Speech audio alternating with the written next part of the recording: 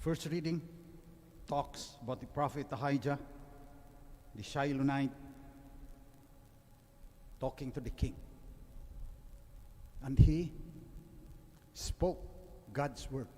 He heard God's word and spoke, "You will be punished. Kingdom of Israel will be divided." He could hear God's word because he was a prophet. And he could speak. In the gospel today, Jesus cured a deaf mute. He prayed, touched a man on ground, and said, "Ephata, be open." And at once the man's ears were opened, and his speech impediment was removed, and he spoke plainly. He can hear, and he can speak.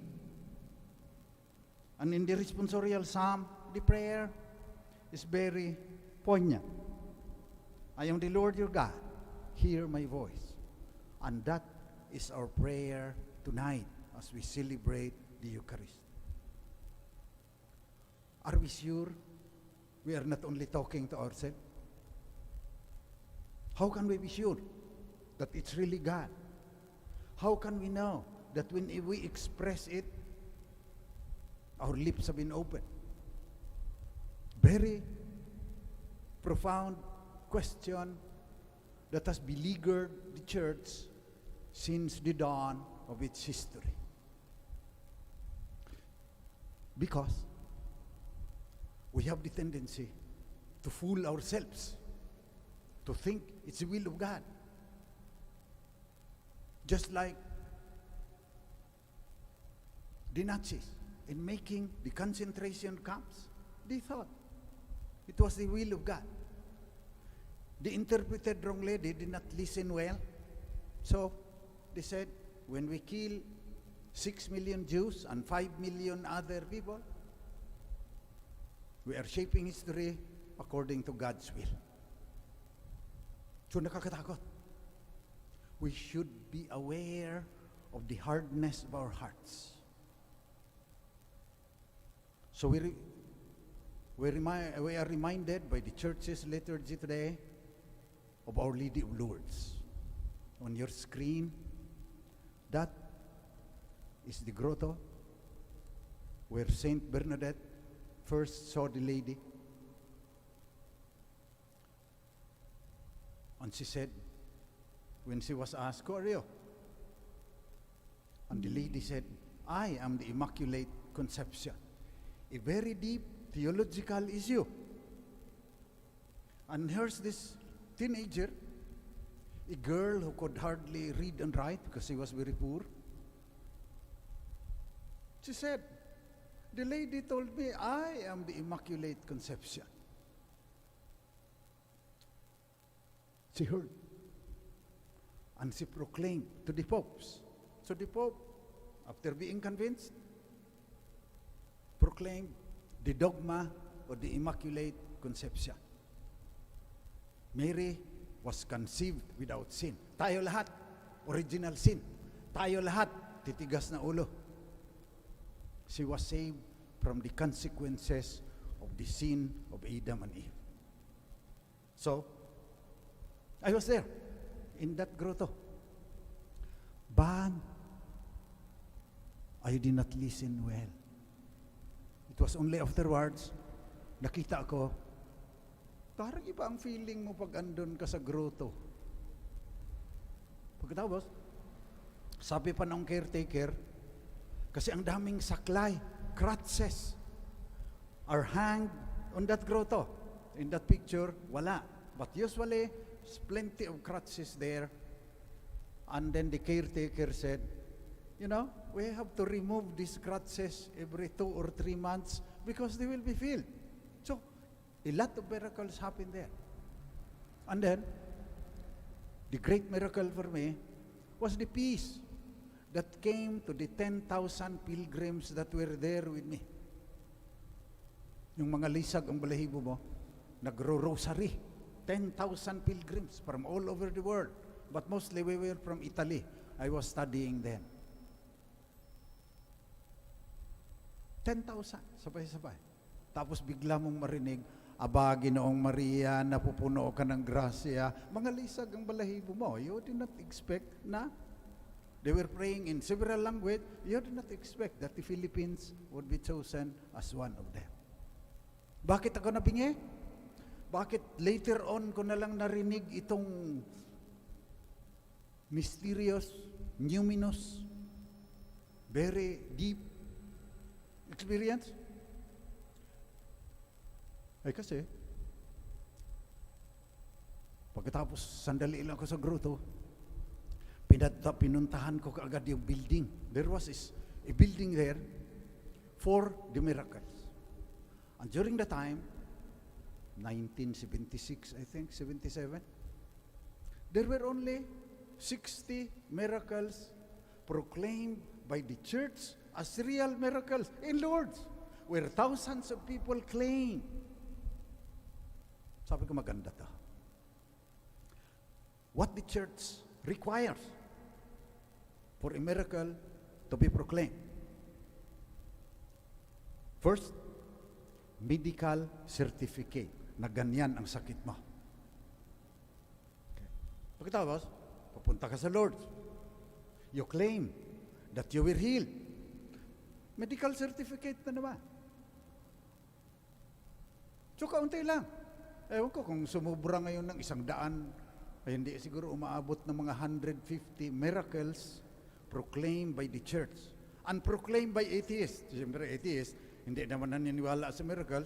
The atheist, looking at the evidence, will say, at this stage of science, we cannot explain the healing that happened. Meron pa isa si Dr. Alexis Carrel, Nobel Prize winner ng biology. Nobel Prize. So, hindi pipitsugin. Kamuntik ng maloko si Dr. Alexis Carrel kasi sumama siya doon para ako. Tapos, may isang babae doon na may liver tumor. Ang laki ng tiyan. Kikita mo kasi malamig doon. Kahit may blanket, kita mo yung tiyan na parang buntis yung babae. Tapos maraming miracle nahahanap pag binibless yung Eucharist. Doon maraming claims of miracle. At napansin ni Alexis Carrel, kasi katabi siya ng babae, unti-unting bumababa yung blanket. Tumakbo daw siya, hindi niya matanggap kasi scientist siya. For every cause, there is an effect. Kailangan ma-explain mo. Paano mo i-explain yung naghihingalo na yung babae, malapit nang mamatay siguro dahil ang laki ng tiyan, dahil sa liver tumor, liver cancer na siguro. Unti-unting bumaba ang blanket hanggang naging flat yung tiyan ng babae at gumaling. I am the Lord your God. Hear my voice, sabi ng responsorial psalm. I was still saved by God's grace. Kahit bingi ako, nung ang daming nangyayaring divine events sa Lourdes, nung kasama ako ng 10,000 mga pilgrims. Libre. Kasi kami taga-karga ng mga may sakit Yung barilyiri ang tawag niyan Kami nag-aano ng mga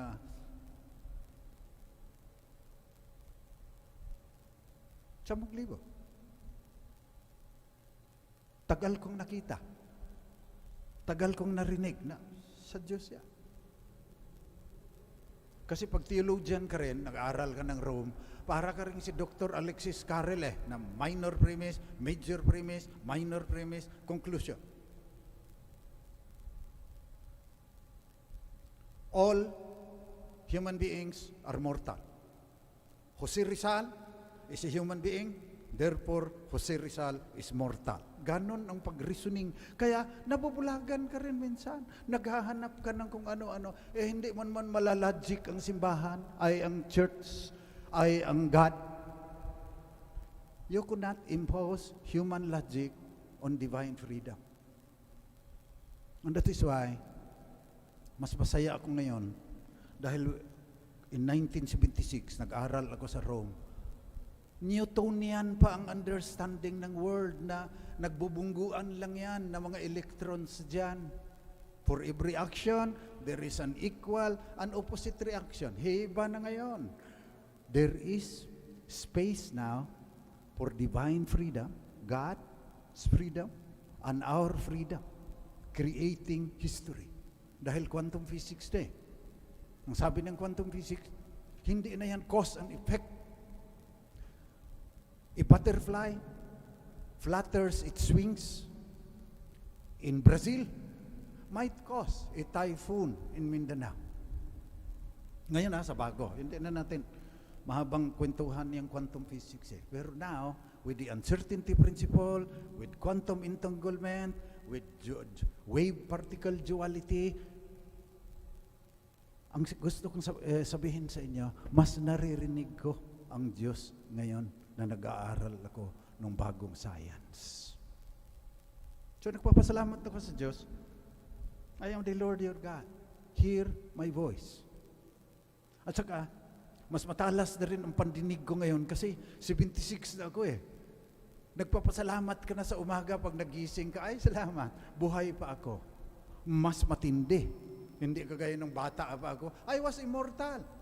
Wala akong kamatayan. Kaya punta ka kaagad doon sa science, medical certificate, description of the miracle, medical certificate afterward. So let us pray today that we will hear God's voice. I am the Lord your God. Hear my voice. He put his finger into the man's ear and spitting touched his tongue. Then Jesus looked up to heaven and groaned and said to him, Ephata, be open. And the man was able to hear and able to speak.